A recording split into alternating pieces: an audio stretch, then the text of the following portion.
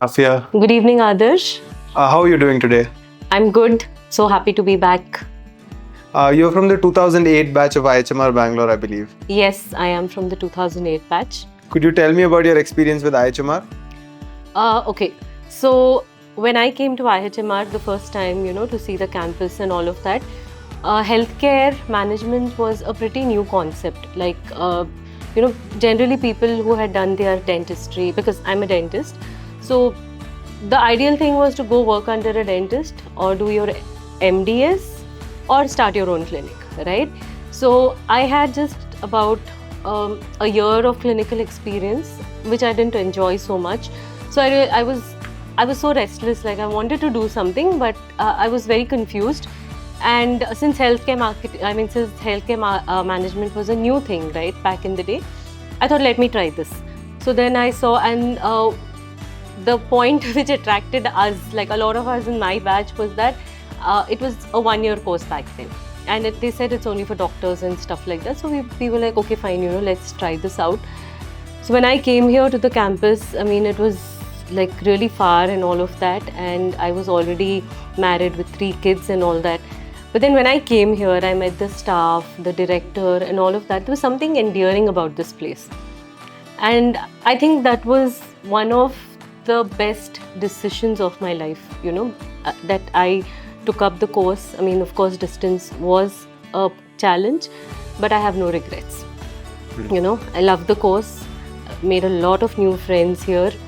I would say, in short, that IIHMR actually gave me wings. It helped me find my voice, and it helped me discover a lot of stuff that I had, but I never had the opportunity to explore. So I understand. Ma'am, you mentioned that you have a year of clinical experience. How has that really helped you in your career? See, having clinical, one thing, Adarsh, I believe that, no experience goes a waste. Whether it's 6 months, 2 years, 3 years, 5 years, nothing. Whatever you do, the courses, the experience that you have at some point in time, it comes in hand. It is helpful. So being on both sides, right, the clinical side and the non-clinical side. So now when I talk to people, I have worked on both sides of the table, right? So I'm able to give insights about both, right? So it helps you be a lot more empathetic, right?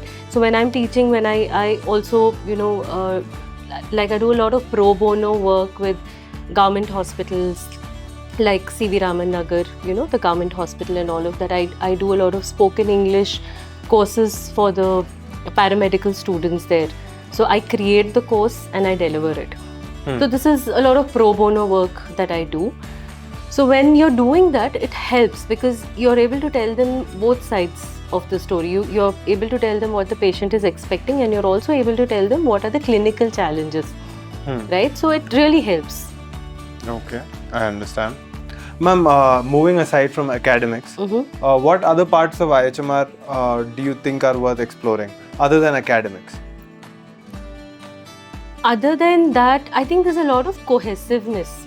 In IIHMR, what I experienced was a lot of cohesiveness. Of course, there was competition, but we had very healthy competition.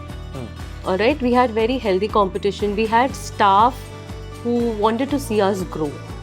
We were taught by stalwarts of the industry, right? Like for healthcare, for the health insurance, an industry expert was brought in. For medical legal, Dr. Joga Rao was brought in. For quality, Dr. I think Uma Nambiar, she was brought in, right? So we had the best. We learned from the best, and I can say that with like 110% certainty that we were taught by the best. Ma'am, once you started working in a managerial position after your PGDM, I'm sure it was a big change from clinical experience. So I'd like to know what challenges you faced and how IIHMR, the skills that you acquired at IIHMR helped you overcome these challenges. So see, when you studied, I mean, now the trend has changed, right? I mean, even the medical, the dental students, they are asked to make presentations and all of that. So back then we had absolutely no exposure to technology while we were in college, right? So I think the first time I've ever made a PPT was here, right? We were, I would say we were handheld, from being zero tech to becoming tech savvy, how to make presentations, how to do the presentations, right? One is to create a presentation, the other thing is to deliver a presentation. So all of that, I would say we learned it here. We learned it here, and I'm not even kidding about it. We learned it here.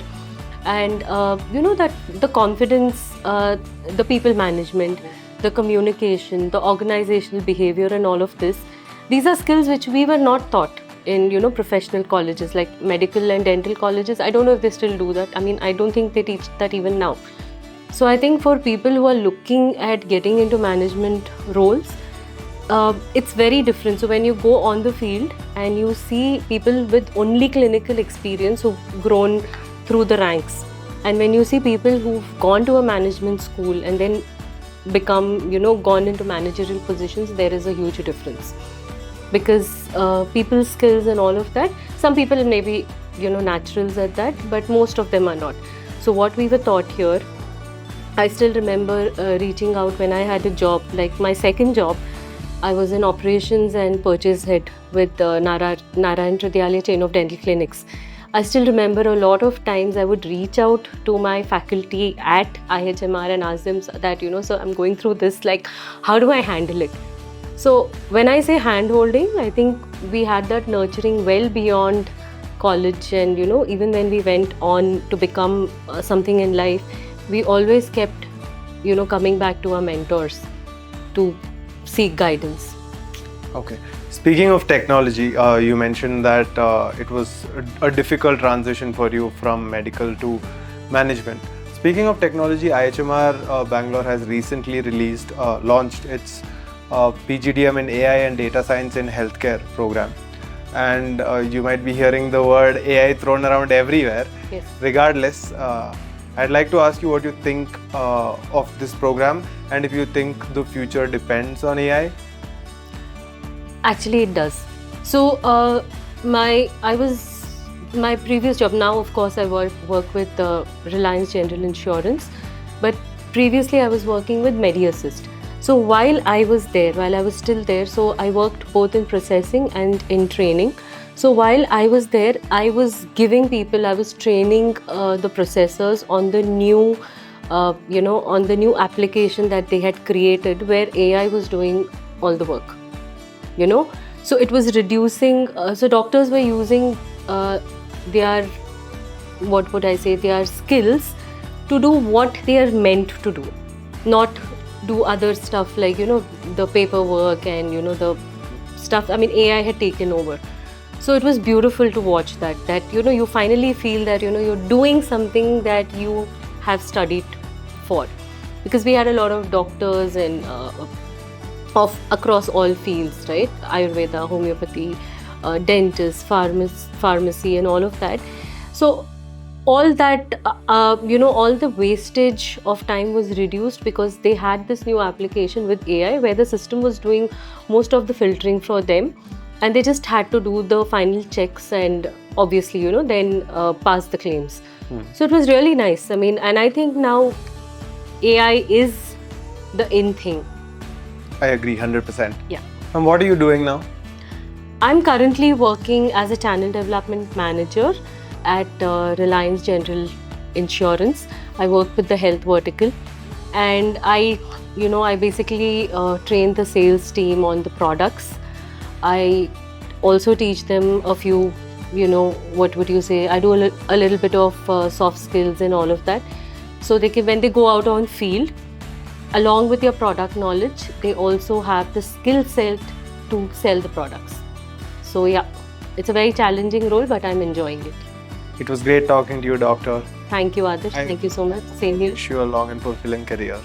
Thank you so much.